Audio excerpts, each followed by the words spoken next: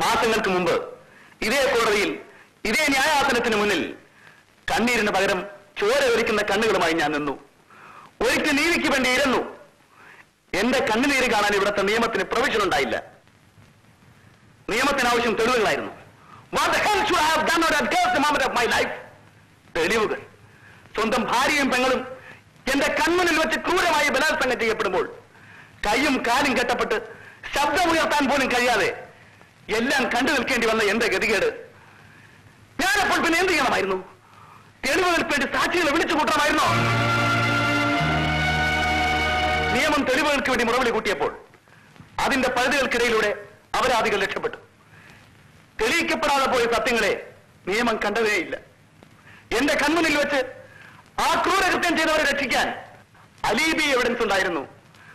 അതിന് സാക്ഷ്യം വഹിക്കാൻ നിയമം നിർമ്മിക്കാൻ വേണ്ടി ജനങ്ങൾ പാർലമെന്റിലേക്ക് തെരഞ്ഞെടുത്തയച്ച ഈ ജനപ്രതിനിധി ഉണ്ടായിരുന്നു. തെളിവുകളുടെ പിൻബലം മാത്രം നോക്കുന്ന നിയമം. ഇതിന്റെ പേര് നീതി എന്നാണെങ്കിൽ ഞാൻ പറയും ആ വാക്കിന് അർത്ഥം നഷ്ടപ്പെട്ടുവെന്ന്. അപരാധികളെന്ന് സത്യം ബോധ്യപ്പെടുത്തിയ അവരെ 7 പേരെയും അലീബി എന്ന സ്ഥാപിച്ചെടുത്ത തെളിവുകൾ രക്ഷപ്പെടുത്തി. അവർ 7 പേരും ഒന്നും ജീവിച്ചിരിപ്പില്ല. സത്യം എന്തുമാവട്ടെ, അവരെങ്ങനെ കൊല്ലപ്പെട്ടു? അത് തെളിയിക്കാൻ ഇവിടുത്തെ നിയമത്തിന് ശക്തിയുണ്ടോ? I'm saying a big no. ഇല്ല സാർ, തെളിവുകൾ ഹാജരാക്കാൻ ഇവർക്ക് കഴിയില്ല. ഓരോ കൊലപാതകങ്ങൾ നടക്കുമ്പോഴും പോലീസ് ഡിപ്പാർട്ട്മെന്റ് എന്നെ സംശയിച്ചു. പക്ഷേ കൊല്ലപ്പെട്ടവർ എനിക്കെതിരെ പ്രയോഗിച്ച അതേ അലീബി എവിഡൻസിന്റെ എന്റെ രക്ഷയ്ക്കെത്തി. I can prove it. എനിക്കത് പ്രൂവ് ചെയ്യാൻ കഴിയും. ഓരോ കൊലപാതകങ്ങൾ നടക്കുമ്പോഴും ഞാൻ ഓരോരോ സ്ഥലങ്ങളിലായിരുന്നു.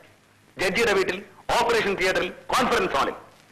ഈ അലീബികൾക്ക് സാക്ഷ്യം വഹിക്കാൻ ഞാൻ എത്ര പേരെ വേണമെങ്കിലും നിർത്താം. നിയമത്തിന്റെ വായു മൂടിക്കെട്ടാൻ ഈ തെളിവുകൾക്ക് ഇന്ന് ശക്തിയുണ്ട്. എന്നെ ശിക്ഷിക്കാൻ നിയമത്തിന്റെ പരിധികൾക്കുള്ളിൽ നിന്നുകൊണ്ട് ഇവിടുത്തെ ന്യായാസനത്തിന് കഴിയില്ല. And I know it. ചിതലരിച്ചുപോയ താളുകളിലെ അർത്ഥം നഷ്ടപ്പെട്ടു പോയ വാക്കുകൾക്കപ്പുറത്ത് സത്യത്തെ കാണാൻ ഇവിടുത്തെ നിയമത്തിന് സ്വാതന്ത്ര്യമില്ല. ഈ മറപറ്റി എനിക്ക് വേണമെങ്കിൽ രക്ഷപ്പെടാം. പക്ഷേ മറ്റെല്ലാത്തിലും വലുത് എനിക്കെന്റെ മനസാക്ഷിയാണ്. എന്റെ കണ്ണുനീര് കാണാൻ കൂട്ടാക്കാത്ത നിയമത്തെ ഞാൻ കയ്യിലെടുത്തു. അറിഞ്ഞുകൊണ്ട് തന്നെ എന്റെ കണക്കുകൾ ഞാൻ വീട്ടി. രക്ഷപ്പെടാനാണ് ആഗ്രഹമെങ്കിൽ പക്ഷേ പകരം ശിക്ഷിക്കപ്പെടുന്നത് ഒരു തെറ്റും ചെയ്യാത്ത ഒരു അനുജനെ പോലെ ഞാൻ സ്നേഹിക്കുന്ന പാവം അരുമായിരിക്കും. But I don't want it. ഞാൻ രക്ഷപ്പെട്ടാൽ അത് ഈ സമൂഹത്തോട് ചെയ്യുന്ന തെറ്റാണ്. എന്നോട് തെറ്റ് ചെയ്ത നിയമത്തോട് ഞാൻ അതേ ഭാഷയിൽ മറുപടി പറഞ്ഞാൽ പിന്നെ ഞാൻ ആരായി? ഒരു ഉറുമ്പിനെ പോലും നോവിക്കാൻ ഇഷ്ടപ്പെടാത്ത ഞാൻ പഠിച്ച തൊഴിൽ മനുഷ്യരെ രക്ഷിക്കാനാണ്, വേദന അകറ്റാനാണ്. എന്നിട്ടും ഞാനൊരു കൊലപാതകയായി. ഒന്നല്ല, 7 തവണ.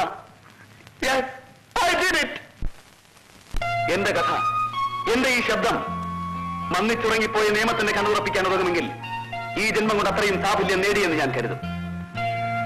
7 കൊലപാതകങ്ങളും ഞാൻ തന്നെയാണ് ചെയ്തത്. വേണമെന്ന് കരുതിക്കൂട്ടി തന്നെ പൂർണ്ണ മനസ്സോടെ ഞാനത് ഏറ്റുപറയുന്നു. ഞാൻ സത്യത്തിന്റെ കാവലായി മാത്രം മാറേണ്ട നിയമത്തിന് സ്വയം കീഴടങ്ങുന്നു. എന്നെപ്പോലെ പൊട്ടിത്തെറിക്കാൻ ശക്തി കിട്ടാതെ പോയ ആയിരങ്ങൾക്ക് വേണ്ടി, ദുഃഖം കരുത്തമർത്തി വിധിക്ക് വഴങ്ങേണ്ടി വന്ന ആയിരങ്ങൾക്ക് വേണ്ടി ഞാൻ രക്തസാക്ഷിയാകാം.